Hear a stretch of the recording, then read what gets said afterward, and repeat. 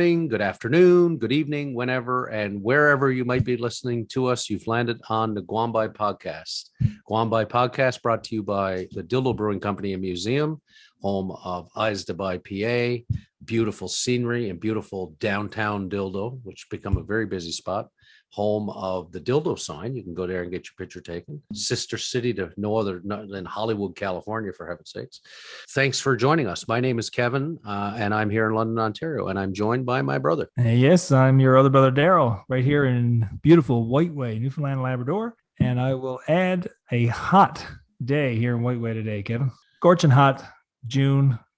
Can't beat it. Now, listen, what do you got for me today on this beautiful warm day of yours out there? Well, I guess in honor of our guest today, our special guest today is none other than Kaetlyn Osmond. Yeah, and Kaetlyn is very highly decorated athlete in Canada and the world. Yep. She is an Olympian, world champion. Yep. And so what I thought what we do is we'd kind of delve into Newfoundlanders who have been to the Olympics. What do you think of that? Oh, that's a great idea, because I'm sure I don't know very many that have been. So if you're going to make more than 2 or 3 questions, I'm out of luck. But do you think we've had very many? I would guess. If that's a question, I would guess maybe a dozen. Okay. So when you think of Newfoundland, Labrador, you think of the Olympics. Yeah. You think we've had a dozen? I think we've had around that, say a dozen, 15 people. Yeah, well, I don't have the complete list for you today. Yeah, and I don't have questions on all of them. Yeah, but I do have questions on a good many there. So we'll see. I'm not really sure. There's 2 or 3, of course. Don't even really know what number I got here. Actually, right. So there's 2 or 3 that come to mind like very readily. Sure. So that's what we're going to do. We're going to start as we always do. Of course, start way back in prehistory. Yes, and bring it right up to prehistoric Olympics. I love it. And bring it up to the modern times. I got to say though, because Kaetlyn, God love her, has agreed to do this and is on the podcast today as a segment World Famous in Newfoundland. But it's almost sin to call her World Famous in Newfoundland because Kaetlyn is like world famous. Period. She's just simply world famous. Yes. Yeah, that's true. All right, so you're going to warm me up with something because usually you got some obscure word that you've never heard of before. I always do. I don't believe that you've heard these words before to use them. Oh, I use them all the time. Oh yeah. So yeah, I'm definitely going to warm you up with this one. All right, I'm ready. And forgive the pronunciation. I might actually get that wrong.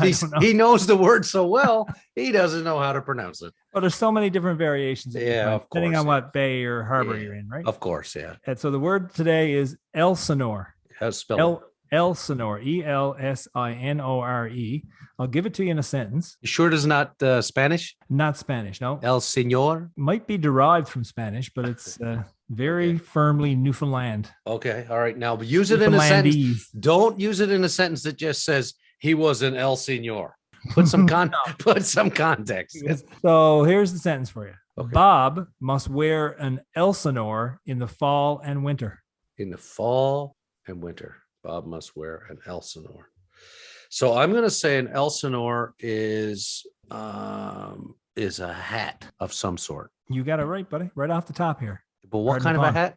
It's a cap, often made of leather with ear flaps. You've seen it. Yes, indeed. Yeah. So it's a common headgear for Newfoundland boys, of course. You have a strap down around the bottom. Yeah. The ear flaps on the side. I think Dad would have worn an Elsinore a time or two, or worn something very similar to it anyway. Yeah. He probably called it, where's that hat with the flappy ears on it? Flappy ear hat. Yeah. That's an Elsinore. Elsinore. All right. Well, boys. Now you know. Now you know. Now I know what to call because now they've come back in, right? I've got mine with the buffalo check and all that, right? You got an Elsinore? Oh, I got 2 or 3 different ones. Yeah. I got one for the Montreal Canadiens. I got a buffalo check one. And now I can call it. I can be very cosmopolitan and say, well, how do you like my Elsinore? Good stuff. So let's start back when young Newfoundland lads would have been wearing Elsinores. Yes. Okay. Way back in the late 1800s. Okay. That's a long time ago. So the first Newfoundlander I got for you who was in the Olympics, a fellow by the name of Bob Fowler. Okay. Ever hear of him? Yes. Oh, good. So you'll get all these answers right in that case. I wouldn't say that. So Newfoundland-born athlete. considered by many people to have been the first Newfoundlander to ever compete in the Olympics. Born in Trinity Bay, moved to St. John's, attended St. Bon's. Didn't our last guest, Tim Powers, didn't he go to St. Bon's? He did indeed. Yeah. And you'll see that a few of these Olympians did as well. Yeah. He moved to Boston, however, at the turn of the century when he was in his late teens. Of course, that was his ticket to the Olympics, I guess, or the probably path to the Olympics, probably a better way of saying it. Yeah. So do you want to take a stab at the sport that he competed in? My guess is it was marathon running. Yeah, absolutely. Long distance running was his thing. Yeah. And the first Olympic Games that he competed in, or maybe perhaps was the last one, I'm not sure. He competed in the 1904 Summer Olympics in St. Louis, Missouri. Oh, wow. However, he didn't actually become an American citizen until 1907. So, you know what that means? He competed for Newfoundland. No, he competed for the U.S., but we can say that he was a Newfoundlander. When he competed. All right. So in the 1904 Olympics, what was his race result? I'll give you a multiple choice on this one. Yeah, I won't know that. Did he win? No. Finish second? No. 17th? Maybe. Or did he not finish? Oh, he finished. I'll say 17th. Sorry. Oh, he didn't finish. He didn't finish. What kind of a Newfoundlander doesn't finish the race? Come on. So a year after the Olympics, he competed in the Boston Marathon and finished third, however. So it was quite a good finish. Wow. However, the thing with the third place finish in the Boston Marathon a year later, he was in third place, but he was held up for 2 minutes by a passing train. Only for that train, buddy. He probably would have won. He would have won it, but I thought you were going to say they did their drug testing and they found that his elevated cod liver oil was just too much for him to actually have in his system. So he went on to compete, or he competed in total of 9 Boston marathons, and his best place finish was second, actually. So that's pretty good. That is. He set a world's best in the marathon on January 1st, 1909 at the Empire City Marathon. So although he didn't finish in the Olympics, quite an accomplished long distance runner out of St. John's, Newfoundland, or Trinity, I guess you could say, and St. Bon's. How about Harry Ellis Moose Watson? Ever heard of him? No, I never heard of him. No, Moose Watson. Harry Ellis Moose Watson. Yeah, great name. That's a great name. Great name for Newfoundlander, except that Moose probably weren't really introduced until late 1800s, wasn't it? Something like that. Around when he was born. Yeah. Gold medal winner at the Winter Olympics in Chamonix in 1924. Question time. Yeah. What sport did Moose Watson compete in? Multiple guess here. Think about that nickname now. A guy named Moose Watson. What sport would he? Is it cross country skiing? No. Hockey, curling, or speed skating? No, it was hockey. It was hockey. Indeed, it was. Yeah. Okay. A name like Moose, you got to be a hockey player, right? Well, I think so. Yeah, like Moose DuPont. Remember him? Yeah, Moose DuPont, Philadelphia Flyers. Yeah. He was born in St. John's, 1898. But he emigrated to England as a young child, eventually settled in Toronto in 1913.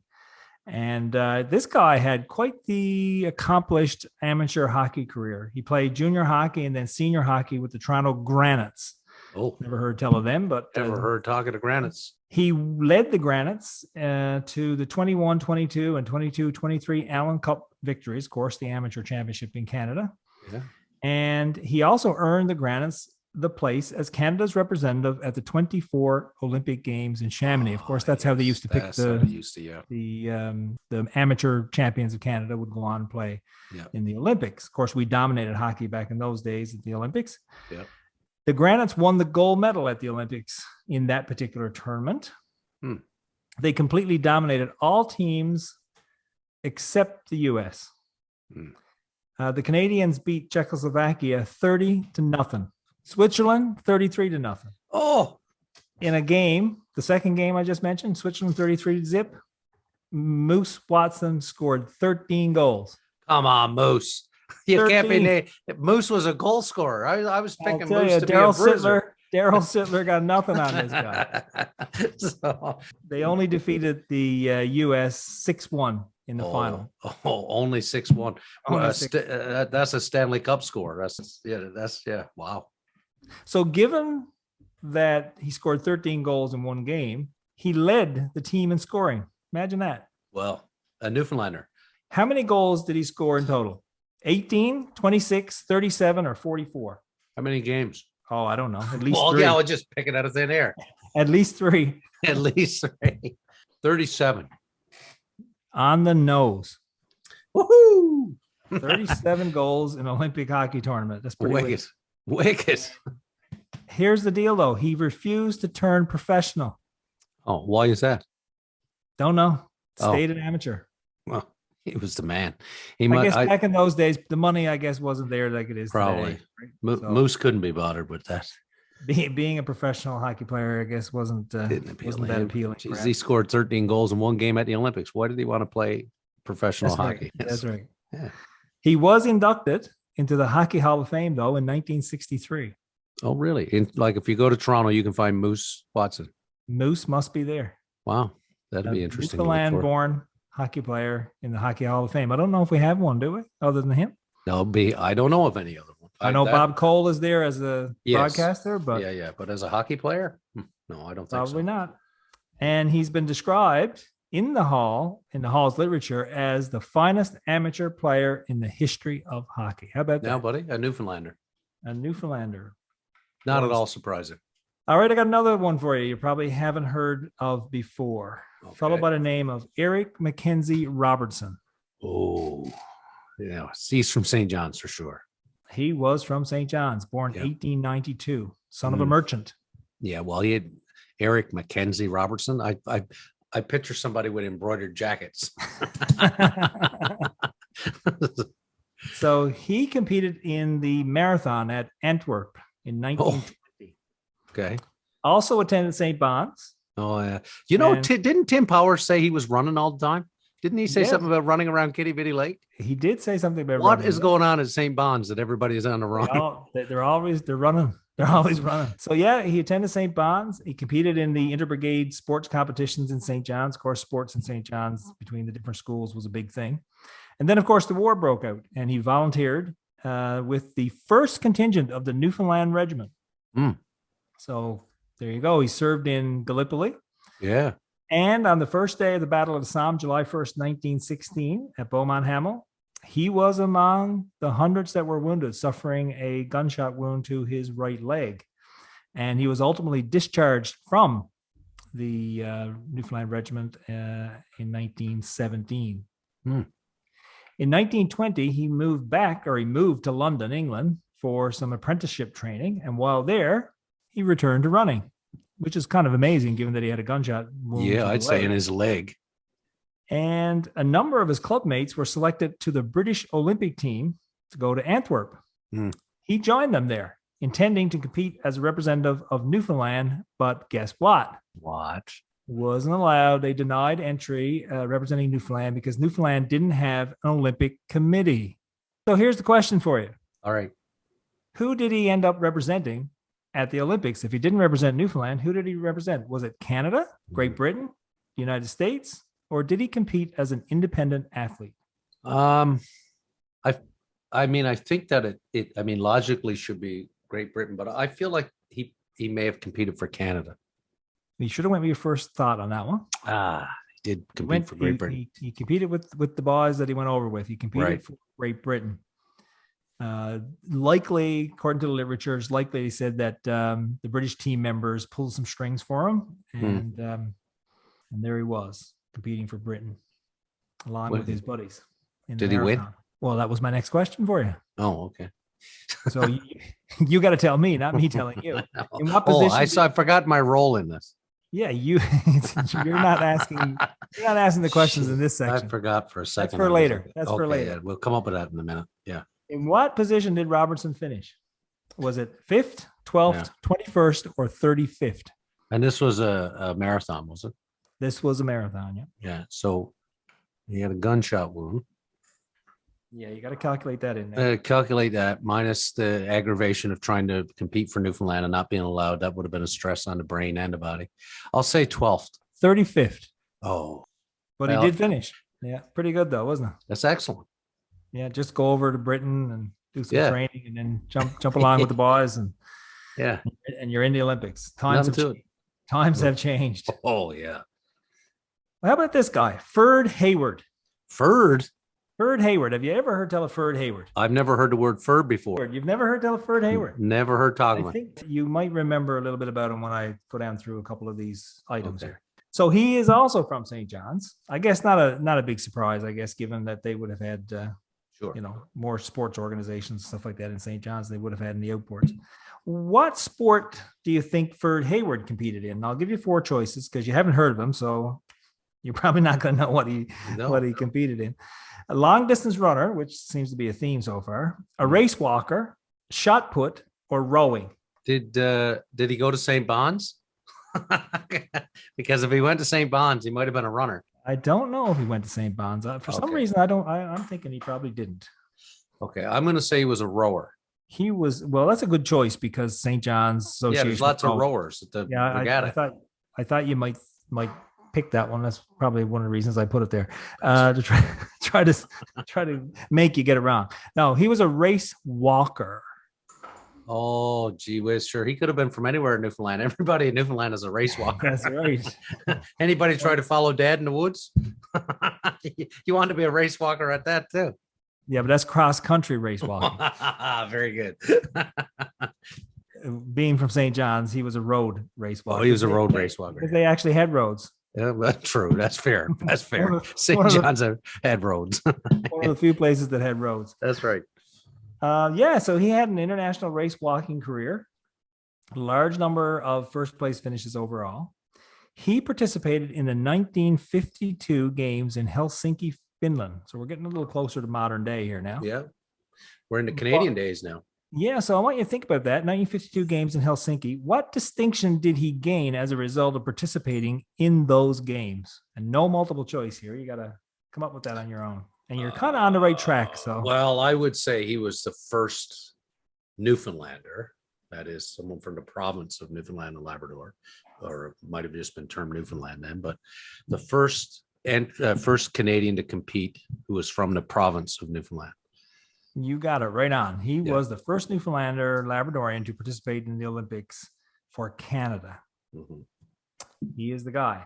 Now, you do remember the Olympic torch relay for the Calgary Olympics? Oh, yes. Yeah. Darren Green up in Greens Harbor ran the torch. I remember that when we were in school. Did he? Yeah. Up on Trans-Canada? Yeah. Cool. Yeah. Yeah. So we're talking late. We're talking like November of 1987. Yeah. It was here in Newfoundland. And 2 former Olympians proudly raised the 3-pound torch for the first time and carried it here in Newfoundland. Ferd Hayward was one of them. He was 76 years old at the time. Wow. He shared that particular honor. It wasn't him by himself. I guess this was the very first time that the torch was actually carried in all of Canada. So it was a significant event. Yeah. He shared the honor of carrying the Olympic flame for its first kilometer with this legendary figure skater. Now you like I said, you remember this event. Who did he carry it with? Was it Karen Magnuson, Barbara Ann Scott King, or Donald Jackson? Oh, I'm going to say Donald Jackson. It was Barbara Ann Scott King. Oh, man. Barbara Ann Scott King, yep. And do you know where they ran? I'm going to say they ran the first mile of the Trans-Canada Highway in St. John's. No, actually before that. They started out up on Signal Hill. Oh, okay. Yeah. Came down Signal So it was Hill. It was a downhill run for the 76-year-old. Yeah. Well, both of them. I mean, Barbara Ann Scott wasn't a young woman at the time. No, that's true. Yeah. They came down Signal Hill, as far as I can remember. Anyway, that's my memory of it. Quickly, they came down quickly. They came down quickly. So the Olympic torch, great event. I had the pleasure and honor of carrying the Olympic torch myself. Yes, a little later on, though. A little later on. What was that? What year was that? 2010, right? Yeah. Yes. Yeah, it was great experience. How about Alex Oakley? Ooh, never heard of him. No. So I'm not up to the known Olympians yet. No, we're still working on the unknowns. Yes. To be fair, I did hear a Fowler. Yes, you did. Yeah. Right off the top. Yeah. Have a guess where Alex Oakley is from. I'm going to go with St. John's. Went to school at St. Bonaventure or St. Bon's. He definitely was from St. John's. Don't know what school he went to. Okay. He moved from St. John's, though, to Ontario, to Oshawa. Oshawa. You know what he was? General Motors headquarters of Canada. Yes, you know what he went to work at, right? He probably went to work at GM. Yeah, and he found himself walking several miles each day to check inventory around the plant. Yes. And you know what that led to? Some speed walking. That's right. Well, like you said before, Newfoundlanders are great walkers. So it led to a lifelong race walking career. Wicked. So he lived most of his life in Ontario, as a lot of the people who moved up there to go to work do. But like a lot of people who moved to Ontario do later in life, he returned to Newfoundland in the mid-1980s and retired in Bay Bulls, passing away in 2010 at the age of 84. We call that the boomerang effect. The boomerang effect. He boomeranged his way right back to Newfoundland. I wouldn't say he walked home, but no, came home gladly in the 1980s. How many Olympic Games do you think Alex Oakley participated in? I'll give you some choices. Yes, do that. Did he participate in 2, 3, 4, or 5? I'll go with 4. Oh, so close. Oh, 5. Can you believe it? Alex Oakley, originally from St. John's, Newfoundland. 5 Olympics? Participated in 5 Olympic Games. Wow. And you never heard of him. I never heard of him. Now, I know he wasn't living in Newfoundland when he was doing this, but whatever. He was from Newfoundland. Absolutely. Grew up in Newfoundland. So if you're from Newfoundland, you grow up in Newfoundland, you are a Newfoundlander. And in fact, if I ended up speed walking in the Olympics, I hope people would think that I was from Newfoundland. Now, let me just say right at the outset, I don't speed walk anywhere. I'm more like a sloth. But if I did, I wouldn't want people in Newfoundland to forget that I came from there. Be like you would identify as a Newfoundlander for sure. 100%. Just not the fastest one. Yeah, he participated in 1956 in Melbourne. 1960 in Rome, 1964 in Tokyo, 1972 in Munich, and 1976 in Montreal. Wow. I bet you he was a legend at the plant. Like, I bet you he could check the inventory in like 10 minutes. He was like up and down those cars. It was crazy. What do you think his best finish? Now, so he was in 5 different Olympic Games. What do you think his best finish was? Was it 3rd, 5th, 6th, or 9th? And I know, these are straight guesses for you, but just for... All right. Well, I'll go with 6th. You got her. Always go with C. When it's total guess, right? But I think 6th is pretty good. He was 6th in the 50-kilometer event in Rome, 1960. Wow. That's a long way to be walking, I got to tell you. 50 kilometers is a long way to be walking. There's no doubt about it. I would say if they had put some cars on the route for an account, he could have probably stepped her up a bit. True enough. Yes. He when he participated in his first Olympic Games in Melbourne '56, he'd only been training for 2 years. That's pretty amazing too. Like, this is not a guy who started young and all that stuff. He competed in Montreal in 1976. How old do you think he was when he competed in Montreal? Was he 40, 45, 50, or 55 years old? I'll say 45. Close. He was 50 years old when he competed in his last. Right on it a second ago. Should just think about that. 50 years old competing in the Olympics. 50 years old. At that time, that made him the oldest person ever to compete in a track and field event at the Olympic Games. That's wicked. A Newfoundlander that you've never heard of. I've never heard of. At 50 years old. Wicked. Yeah, and he did win a gold medal in the 20-kilometer race walk at the 1963 Pan American Games in Sao Paulo, and 2 gold medals at the 75 World Masters Games. Wicked. A very decorated athlete who came from Newfoundland. Yeah, and the 5 Olympic races that he was in is more than any other Canadian male athlete to be in 5 different games. Wow. He was inducted into the Oshawa Sports Hall of Fame in 1986, same time that Bobby Orr and Harry Sinden were inducted. Those 2 men had a great history in Oshawa as well. Yeah. And now I've been in the Hall of Fame in Oshawa, in the building there. It's quite impressive. Great little Hall of Fame. Unfortunately, I didn't know about Alex Oakley, or I would have been able to look. He was also a member of the Newfoundland Labrador Sports Hall of Fame 1988, Canadian Olympic Hall of Fame 1992, and the Newfoundland Athletics Hall of Fame 2005. So Very decorated Newfoundland athlete. That's incredible. Let's come closer to modern day. Now, I think I'm going to start getting you some names that you might be familiar with. How about Bert Squires? Ooh, Bert Squires. The name. Now, you're a bit younger than me. You're a bit younger than me, so maybe you wouldn't have. Bert Squires, though, maybe. So Bert Squires, 1984 Olympics, Los Angeles. He also qualified to compete in 1980 Summer Olympics in Moscow, but of course Canada boycotted. Yeah, so he didn't get to go. Where was Bert Squires from? Now, you probably don't know that because you barely have heard tell of him. But was he from Corner Brook, Grand Falls, Clarenville, or Grand Bank? Squires. Who's your father? Squires. Where's the Squires is from? Where the Squires is from? I'll say he was from Corner Brook. How about that? That's a good guess. He was from Grand Bank. Oh, geez, I almost said that too. Yeah, I don't think I said what his sport was. Do you know what sport did he compete in? You're gonna give me multiple guess? No, I'm not. No, I'll tell you, I haven't mentioned this particular sport yet in all the questions I've given you. How's that for a hint? A sport you haven't mentioned in the Summer Olympics. I don't know. Maybe he was a strong guy. Oh, he was a weightlifter.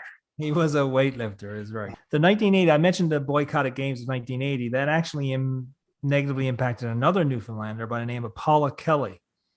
She was in 1980. She became the only Newfoundlander and youngest swimmer to qualify for the Canadian Olympic team. She would have been the first Newfoundland swimmer to represent Canada at the Olympics 1980, but the Canadians boycotted the games, as we said, and she missed the opportunity. And she was from St. John's as well. How about Paul McCloy? Paul McCloy. What did he do? You must remember Paul McCloy. Paul McCloy. Also from St. John's. Yeah. He had an illustrious career competing in athletics and in racing, basically road racing. Yeah. In fact, many would consider him one of the greatest middle and distance runners that Newfoundland Labrador has ever produced.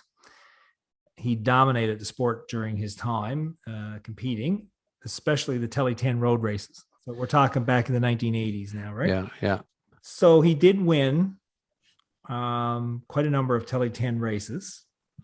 How many did he win? 5, 7, 10, or 12? Oh, I'm going to say 12. No, he won 5, which at the time was quite significant. So you're misleading me. Like he won a whole bunch. He won a lot. Well, 5 races was a lot. Yeah, but 12 is more. 12 is way more. Twice as much, and then some. Yeah, well, okay. He does hold a record though. As having the fastest Telly 10 time. Okay. And you know what I'm going to ask you? Yeah, I do. Is it 10 miles or 10 kilometers? It's 10 miles. Okay. Let's start there before you ask the question. All right. Is it 45 minutes and 6 seconds? 47 minutes and 4 seconds? 49 minutes and 20 seconds? Or 50 minutes and 34 seconds? B. B? Yes, B. B is correct. Yeah.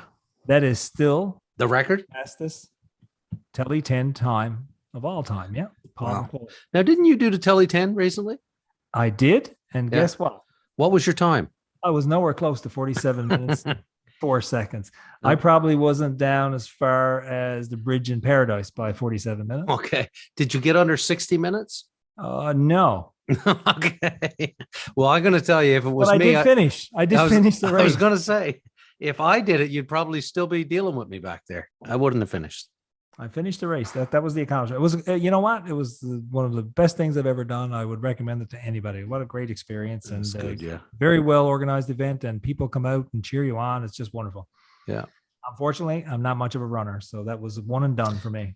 No, Paul McCloy, still the record holder, even though, others have won more races, but he is still the fastest time. How did Paul get to the Olympics? Yes. I wouldn't be asking you about Paul McCloy if he didn't make it to the Olympics. Right, good. This is all about Newfoundlanders. Oh, I thought you got off on a tangent. Yeah, no. He's 7-time Canadian cross-country champion winner. Won the Canadian 10,000 meter championship in 1985, 86, 89. Won the 5,000 meter championship in 1987. 3-time Canadian University cross-country champion. So you're talking a pretty decorated long-distance runner here, middle and long-distance runner. And in 1988, he represented our country in the Olympics in Seoul, South Korea. Here's another guy for you. See if you've heard of this guy, also from back in the 80s. Frank Humber of Corner Brook. Ooh, Frankie. What was Frank Humber's distinction? I'm really stumping you on You are? I don't think I know Frank Humber. I think when I tell you about him, you'll come back. See, this is the thing. It's like McCloy. Like once you started talking about, I was like, okay, well, I know who that is. Yeah. You've heard of this guy as well. So you no idea what sport he participated in, hey? None. It would be baseball. He was a pitcher. I do believe he was a lefty, actually, and that certainly made him a more hot commodity. I was going to say, that's a greater commodity. He competed for Canada as a relief pitcher on the baseball team in the 1988 Olympics in Seoul. It was a demonstration sport, I think. Canada went 1-2 at the Olympics. They didn't make it to the medal round, but they did beat one team. Who do you think they beat? Who did they play? Take a guess. I'm gonna go out on a limb and say they beat the United States. You got it. Got that one right on. They won. They beat the U.S. and the U.S. of course went on to win the gold medal. He attended Wake Forest University in the States. Frank Humber did out of Corner Brook. Still lives in Corner Brook today as well. By the way, very, very big in organized baseball out there. You see him on the news from time to time. He was drafted into Major League Baseball in the 16th round in 1989. I'm going to let you guess which team he drafted him. Was it the Blue Jays, Expos, Dodgers, or Mets? I'll say the Expos. No, it was the Dodgers. The Dodgers. He played a couple of years in the minor league system. Now, if you tell me you don't know this guy, this next fellow, we're just going to stop. We're going to disown me. We're just going to stop right now. Podcast is over. It's over. Mommy, it's over. How about Dwayne Norris? Oh, I know Dwayne Norris. He played hockey. Okay, we got one that you've heard tell of. Guess where Dwayne Norris is from? I'm going to say St. John's. Yes. So, he is best remembered for scoring winning goal to help Team Canada beat. Do you know who they beat? I feel like they beat the Russians. No, it was Czechoslovakia. Czechoslovakia again, was it?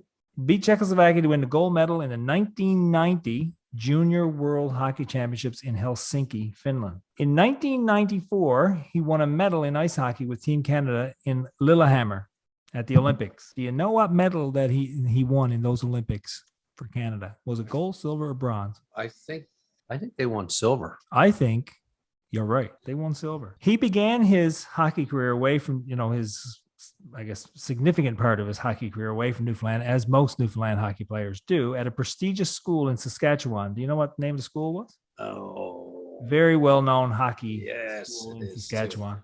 Nickname of the team? The Hounds. The Hounds. Hounds, yeah. Oh, no, I'm not knowing. The Notre Dame Notre College. Dame. Yes. Yeah. What American university did he attend? Was it Boston College, Michigan State, Notre Dame, or Harvard? Oh, that's a good question. I want to say Boston College. Okay, you're going to kick yourself on this one. It was Michigan State. Oh, yes, he played for State with the Spartans. What NHL team drafted him?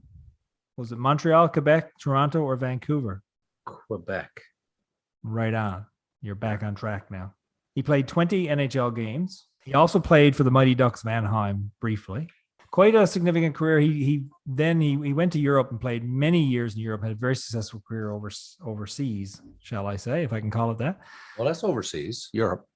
Now, he is the father of a current NHLer. Did you know that? I did not know that.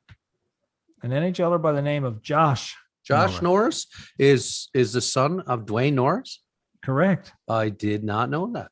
Now, Josh Norris is an American. He plays, well, he's probably dual citizen, probably, but he played for the American Olympic team. He also has medals at the World Junior Championships, a silver and a bronze. Yeah, Josh Norris currently plays for the Ottawa Senators, and this past year had quite the breakout season, scoring 35 goals, 20 assists. And yeah, he's the son of Newfoundlander. Did not know that. Norris. So bringing ourselves more up to modern times, let's talk about Team Guizhou. Woohoo, Brad. Name all the members of the 2006 gold medal team at the Olympics in Turin?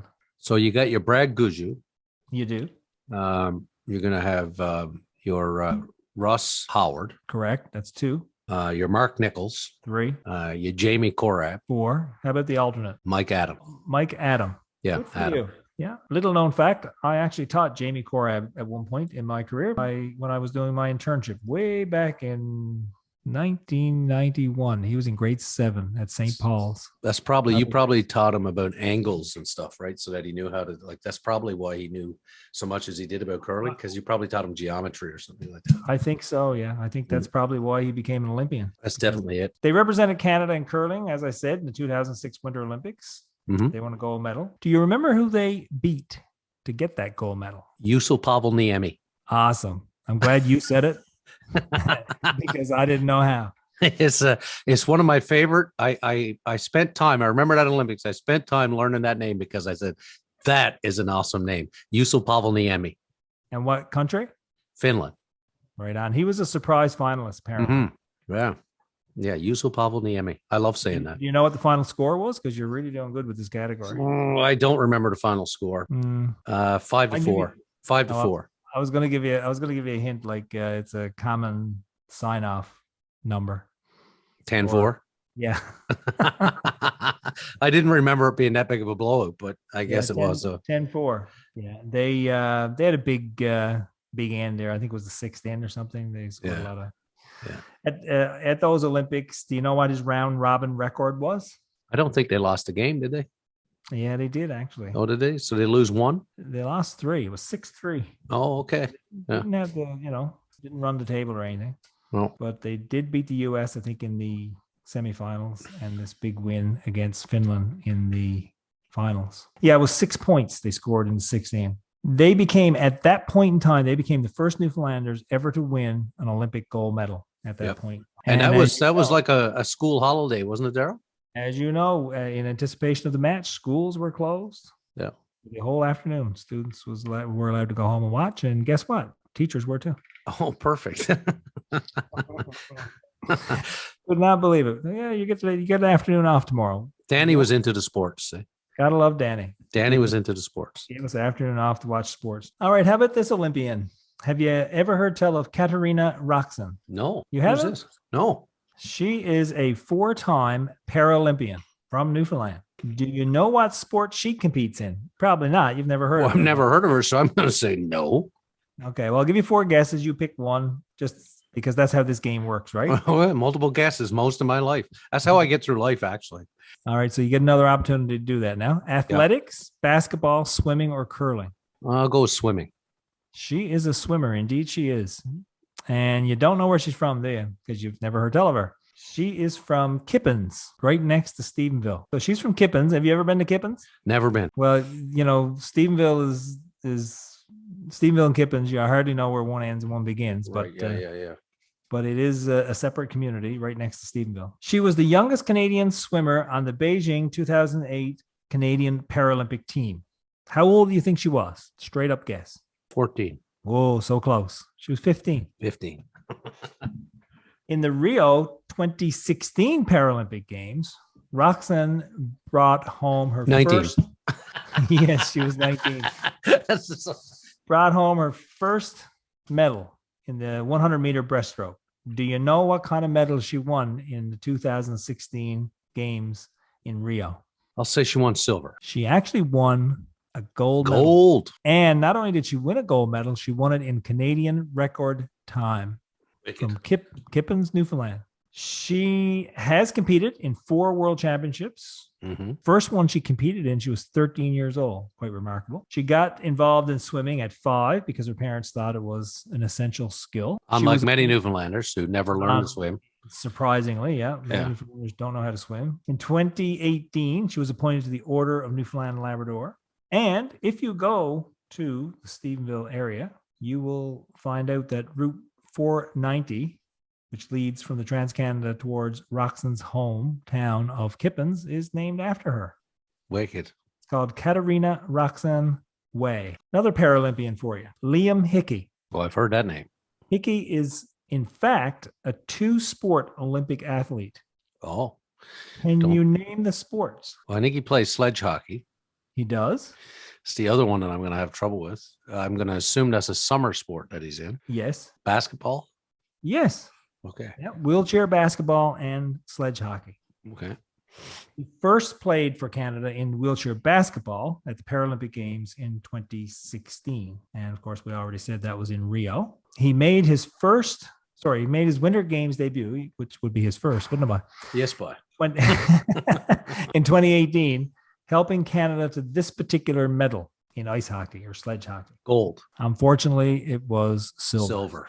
I Son of a gun. suspect we lost to the dreaded Americans. He was fourth in scoring in the 2019 Worlds with 12 points. So he's quite the hockey player. And he was the second top Canadian point getter in the 2021 Worlds with 10 points. He was named best defenseman in both of those World Championships. He played for Canada in wheelchair basketball, as we said, and he played at the Toronto 2015 Parapan American Games and the Rio 2016 Paralympics. He took up para ice hockey. I guess that's the name of it now, para ice hockey. Okay. At this particular age, how old do you think he was when he picked it up? I'll say he was 5 years old, Darryl. He was 5. Okay. He was 10. He started playing competitive para ice hockey with this particular group. I have to mention it because I love the name, the Avalon Sled Dogs. Great name. Brilliant. Well, Kevin Boy, we'll end off our look at Newfoundland and Labrador Olympians with our special guest for today. I know the answer. Kaetlyn Osmond. Kaetlyn Osmond, world famous in Newfoundland, world famous in Canada, world famous everywhere because she is a world champion, an Olympic champion. Just she's brilliant. Great representative of our province and our country. In 2018, Kaetlyn Osmond won Canada's first women's singles world figure skating championship. In how many years? 45. You've done your research on Kaetlyn. You're going to ask me about Kaetlyn? We got Kaetlyn coming on as a guest, and I got questions for you. You go ahead. You ask me anything you want to know about Kaetlyn. 45 years. You're right. Yeah. So in the 2018 Olympics, she won 2 medals. What medal did she win in women's singles? Oh, he's sweating. Yeah, because I don't know if it's bronze or silver, but I'm going to say silver. It was bronze. Bronze. Got you on that one. What about the team event? Gold. It was gold indeed. She helped make Canadian history in the 2017 World Championships, where she won the silver medal to share the podium with the bronze medalist teammate, Canadian bronze medal teammate. Do you know the name of the teammate? No, I only know about Kaetlyn. Okay. The name of the teammate was Gabrielle Daleman. See, I wouldn't know who that is now. And you just told me. She won the bronze when Kaetlyn won the silver. She's not world famous though. And Kaetlyn is not in Newfoundland. Anyway. It had never happened before for the two to be sharing the podium. Same podium. Wow. For 2 women who stand together on the championship podium. Kevin, how old was Kaetlyn when she started skating? 1, No. 2, 3, or 4? She was 4. Kaetlyn was 2, apparently. During the late 1990s, her family traveled to Montreal during the summers so that her older sister could train. When her older sister, Natasha, moved to Montreal full-time, family followed in 2005. And it was while in Montreal that Kaetlyn's potential as a figure skater, of course, was realized. Mm-hmm. Family later moved to Edmonton, and the rest, as they say, It's history. She's a big book lover. What type of books does she like the most?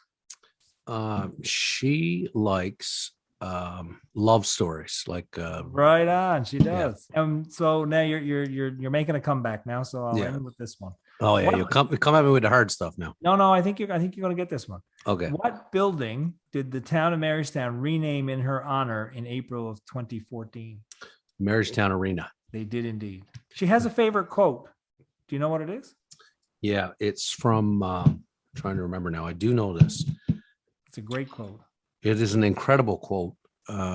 Give me some sort of a hint, because I think I know this. Babe Ruth. Yes, it is Babe Ruth, and it's about trying again, sort of, and continuing. About striking out. Yes, that something about the only people who never struck out are people who didn't try, or something like that. I can't remember exactly. That's kind of the meaning. Never let the feat of striking out keep you from playing the game. That's it. Yeah. Yeah, I think Wayne Gretzky has a similar one, right? Was it you miss all some? You miss 100% of the shots you don't take, or something like that. Yeah. Mhm. Similar sentiment, isn't it? Yeah, you got to try. And Kaetlyn is a testimony to trying. Indeed. She overcame a lot of adversity, right? Incredibly so. You're talking about a broken femur, all that, and 2 surgeries, and to come back then and compete at the Olympics and come back with gold medals. Yeah. And in what is probably one of the most high pressure sports ever known to anybody, to a human That's being. true. Yeah. Singles figure skating is quite the high pressure event. All right. Well, Darryl, I feel like my knowledge of Newfoundland Olympians has been vastly increased, and I hope everybody listening has had. Well, it has, because you didn't give very many. I didn't give very many right, and I hope that's true for everybody listening. Because I'd be sad to say, if you're in your car now, or your tub, or your pool, or wherever it is you're listening to this, and you're going, "Man, I didn't know a lot of those too." I feel really good. But if you're in either one of those places right now, and you're going, "Jesus, what's wrong with Kevin? He doesn't know any of those answers." I don't want to hear from you. In all fairness, about half of them were people that are not overly well known at this point in time. No, but should be better known, given their. They should be better known. I think that's my point. Is I hope that a lot of people listening to this have learned a lot more about people like those guys. Like, you're talking about 5 Olympics for this guy, and we've never heard of him. That's incredible. Well, they have in Oshawa. We just haven't heard about him here. Yeah, I know, but come on. Anyway, listen. With all that said, you've had enough of abusing me, or I've had enough of you abusing me. So I'm going to get to abuse you for a bit. We've got Kaetlyn all set for World Famous in Newfoundland. World Famous in Newfoundland is brought to you by Crooked Arse Creations. Crooked Arse Creations. Some of it you'll like, some of it you won't like, whatever. They don't really care. So thank you to them for sponsoring this segment. And Kaetlyn's coming to us from, of all places, an arena in Edmonton. So let's bring in Kaetlyn. Well, we're very excited to have here for this episode of World Famous in Newfoundland, Kaetlyn Osmond. Kaetlyn, welcome. Thanks for having me. Oh, it's great that you would take time for me and Darryl on this little episode. This little segment in our podcast is called World Famous in Newfoundland, brought to you by Crooked Arse Creations. Some of it you'll like, some of it you won't, whatever. Now, Crooked Arse, you're not a crooked arse, are you? No, she's not a crooked arse. And but you are like Newfoundland's most decorated Olympian and just the most special person in the world. And we're just delighted that you take time for us. It's fun. And way more than world famous just in Newfoundland, of course. You're world famous everywhere.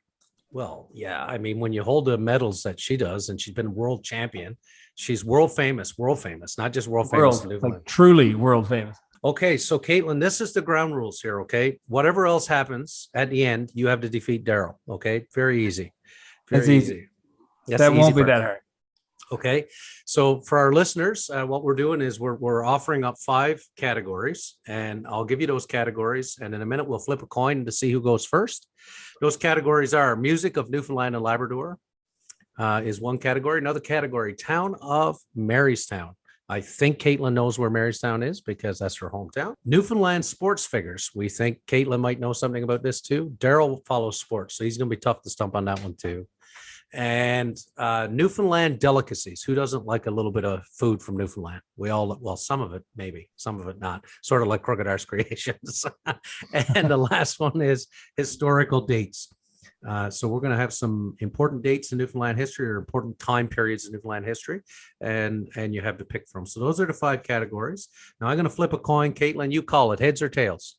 Tails. Tails it is. You go first. You get to pick now. Newfoundland, music in Newfoundland and Labrador, Marystown, Newfoundland sports figures, Newfoundland delicacies, or historical dates. I'm going to start with music. Okay, well, let's do the music first.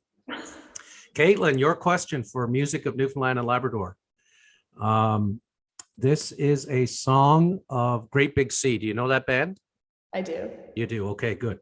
So there's a line in the song. Janie sings on the corner what keeps her from dying.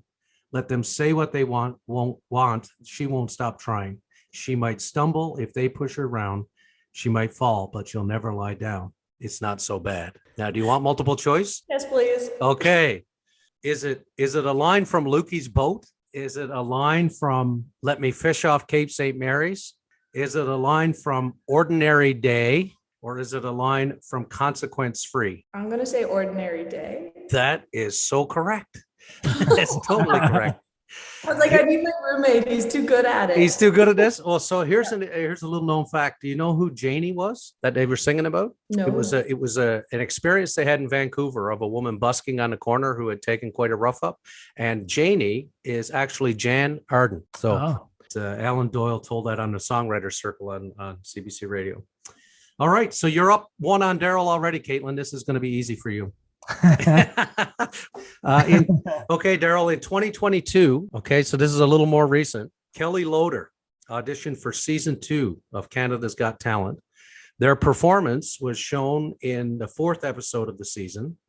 Cardinal Official. Is that how you say that? Sure. Okay. Cardinal Official. He called Loader a megastar after their authenticity shone through in their unique rendition of this song. Darryl, do you want multiple choice? Indeed, I do. Okay. Was it The Rose? Was it My Way? Was it Memories? Or was it To Make You Feel My Love? Oh, you know what? I'm going to go with the one song I did see sung on this. I don't watch this particular show, so. Okay. But I think it's the last one, To Make You Feel My Love. That is indeed correct. God, he's coming up. He's catching up to you now. The only one I saw. It's the only clip that I saw. Okay. Well, thank you. I wish I had known. I would have given you a more difficult question. You would have, yeah. Yeah. All right, Darryl, you get to pick the next category. You got Marystown, Newfoundland sports figures, Newfoundland delicacies, or historical dates. Let's go with historical dates. Darryl's question, 1788. You remember back then, Darryl? Oh, yes. Yeah. Well, you know, one of the things we hear a lot about right now are vaccines. And what most people don't realize is that Newfoundland had a very big part to play in vaccine development. The very first vaccine developed was for smallpox. And they were the first vaccinations given in North America were given by Dr. John Clinch, a boyhood friend of, and medical colleague of Dr. Edward Jenner, who developed the smallpox vaccine. Okay. Dr. Clinch was an Englishman who was also a priest in the Anglican Church. Yeah. One of his colleagues, actually, and contemporaries, was the Reverend George Jenner, nephew to Edward, who was the rector of St. Paul's in Harbor Grace. But that's just to distract you. Because the Reverend Dr. John Clinch, who ministered in this place and was actually buried under the altar of a church in this community, was really instrumental in those first vaccinations. The first vaccination given in North America was given in this town in Newfoundland. First vaccination in North America ever was given in this town in Newfoundland. And it's not Marystown, because that's coming up later on.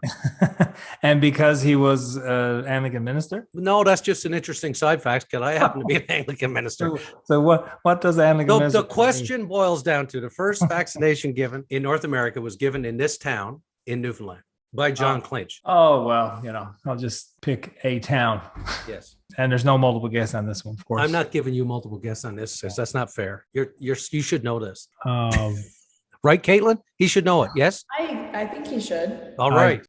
Wild guess. Trinity? Oh, your wild guess is pretty good, because that's exactly the answer. Oh, really? If you go to Trinity, there's actually a plaque where his grave is now, because the 2 original churches were destroyed. And so, but he was originally buried under the altar of St. Paul's. And there's also a plaque about John Clinch in Twillingate, because that was the first place he went to as a minister. So, cool. All right. Oh, that was straight up guess. Okay. So far, nobody's got anything wrong. That's pretty good. All right, Kaetlyn, you ready for this? By the way, if you're listening to this and it sounds like Kaetlyn's down in the bottom of a barrel, it's because she is where we would expect to find Kaetlyn, in an arena, right? Right. I'm in a dressing room in an arena. That's it. Yes. Okay. January 29th, 2019 was a significant day in Newfoundland history. Do you know why? No. Okay. Well, let me tease it for you a little bit. I'll give you some multiple guess. Okay. Okay. Will that be good? Sure. Okay. January 29th, 2019. Was it because that was the day Newfoundland and Labrador paid off all of its debt?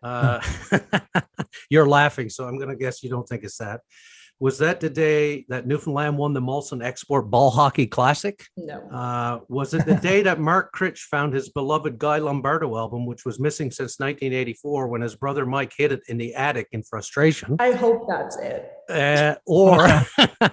Or is it the day Kaetlyn Osmond received the Order of Newfoundland and Labrador, our province's top civilian honor for excellence and achievement, having become one of Canada's most successful women skaters in history? I'm going to guess it's that one. You're not having to guess. You were there. I was there. I don't know what dates are. But yes, that did happen. Right. It must have been a complete and wonderful honor. Tell us about it. It was such an amazing honor. It was such a treat. Me and one of my best friends went to the event, and we were sitting down listening to everybody else's story of who else was getting inducted into the order. And I sat there and I was like, what am I doing here? I'm like, I don't belong with these people. So it was an incredible experience to see like the rest of what Newfoundland has also. Right. Well, I'm glad you got that right. I was a little nervous because I thought if she picks the Mark Critch thing, then this is going downhill. I wanted that to be the answer. Great day for me also, but it was a good day for you. Yes. All right. I think now you get to pick the category, Kaetlyn, and what's left is Newfoundland delicacies, Newfoundland sports figures, or Marystown. I'm going to go with delicacies. All right. Delicacies. Kaetlyn, do you like Newfoundland delicacies? Oh, I guess so. Yeah. You eat a lot of cod tongue, say, or? I don't eat seafood except mussels. I love mussels, and I pretty much only eat them when I'm in Newfoundland. So like, if that helps. Okay. No, that's good. Hey.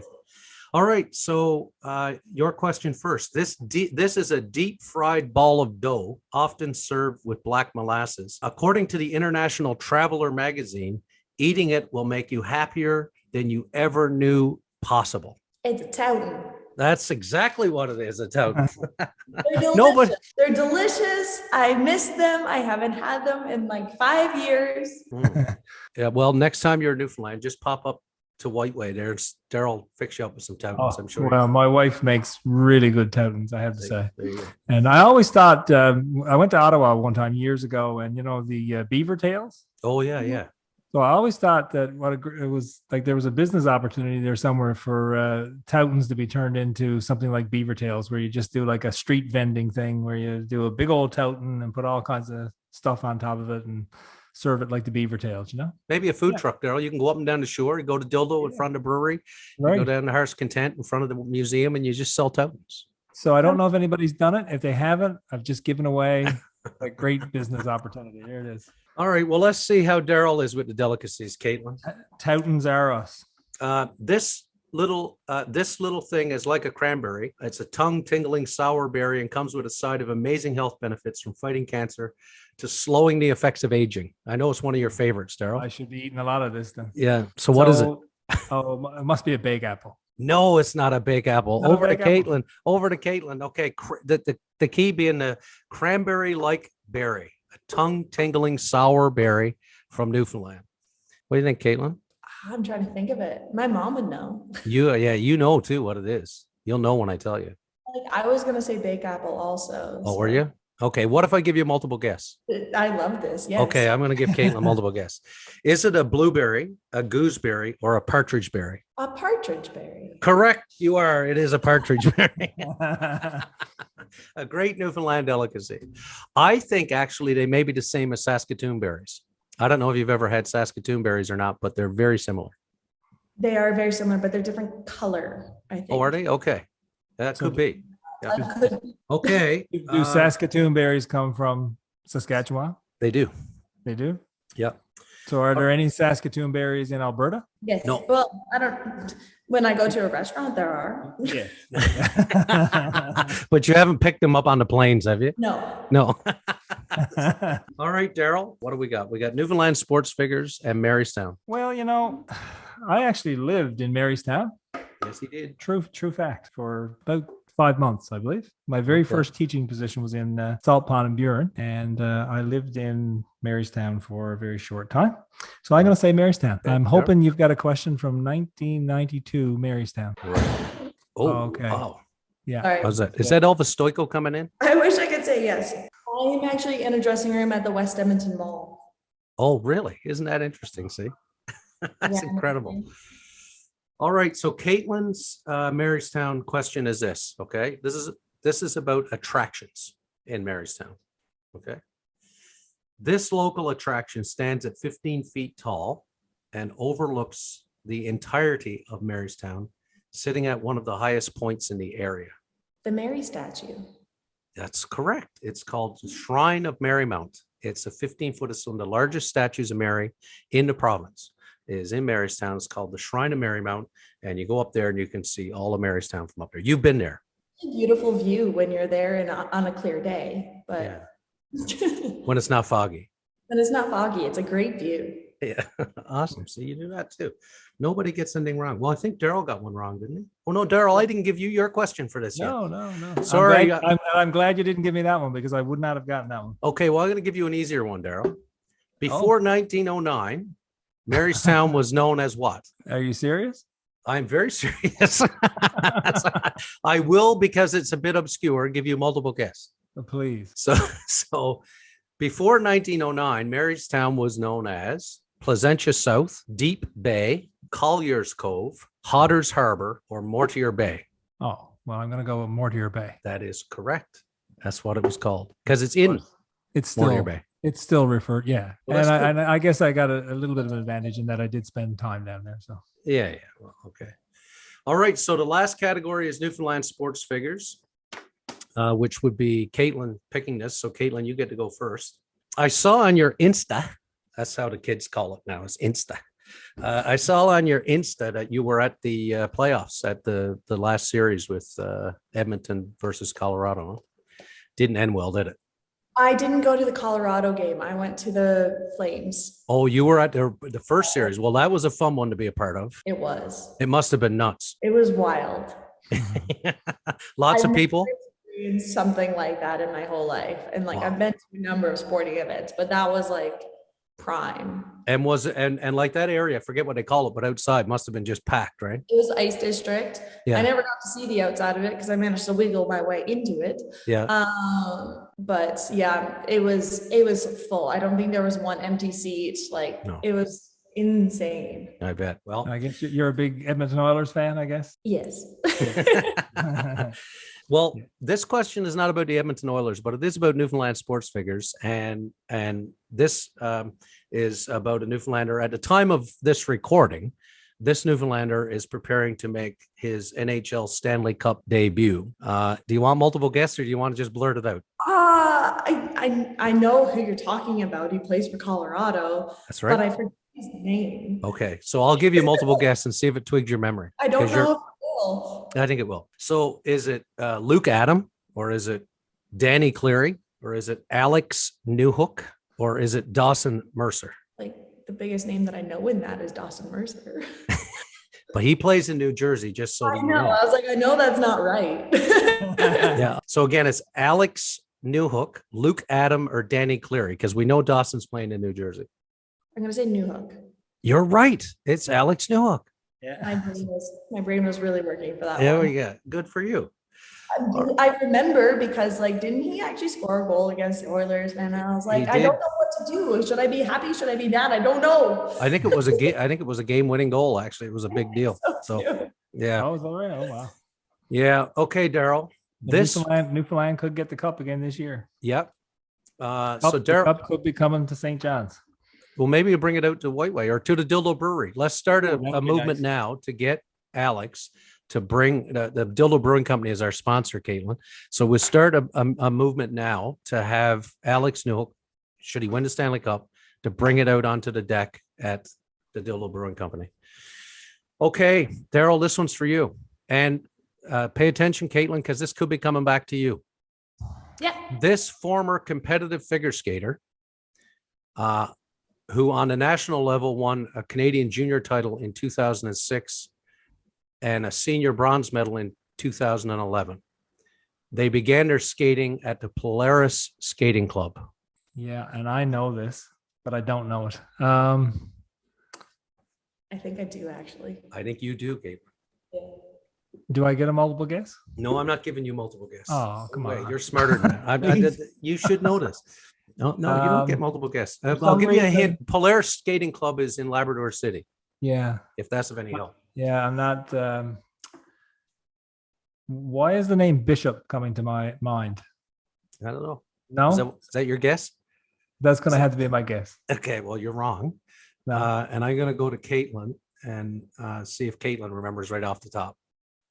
Mr. Joey Russell. That is entirely correct. Joey Russell. Yes. And in fact, when I had one brief year in Labrador City, and when I did, Joey Russell was in the church where I was the minister and was in the Sunday school and did all that. So another great Newfoundland athlete too. But there can be no greater Newfoundland athlete than Kaetlyn. And we're so grateful to you for taking time to be with us and to give us all this wonderful knowledge that you have about Newfoundland. Newfoundland is so proud of you, Kaetlyn, and everything you've done. So thanks for making time for us. So are you coming home soon? I am actually. I'm going to be in Newfoundland for a lot of August. So first time back in 2 years, a little over 2 years. Yeah. So I'm excited to get back.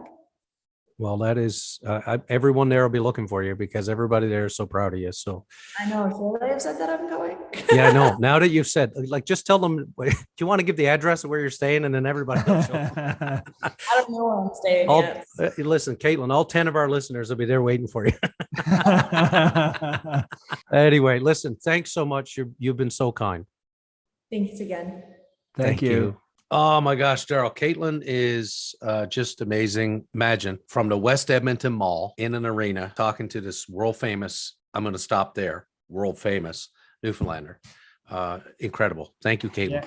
Yeah, she was a great sport. Pardon the pun again, but no, thank you very much, Kaetlyn. You were awesome. Awesome for you to do this for us, and you're just generally awesome anyway. And you've had quite a career so far, and looking forward to seeing what you do going forward. Sure. Absolutely. And in the meantime now, as we get ready to wrap this up, because I've learned so much about the Olympics today, I can't even think about it. Please tell me that the lightning round is not all about some fellow who ran in a marathon in 1920. No.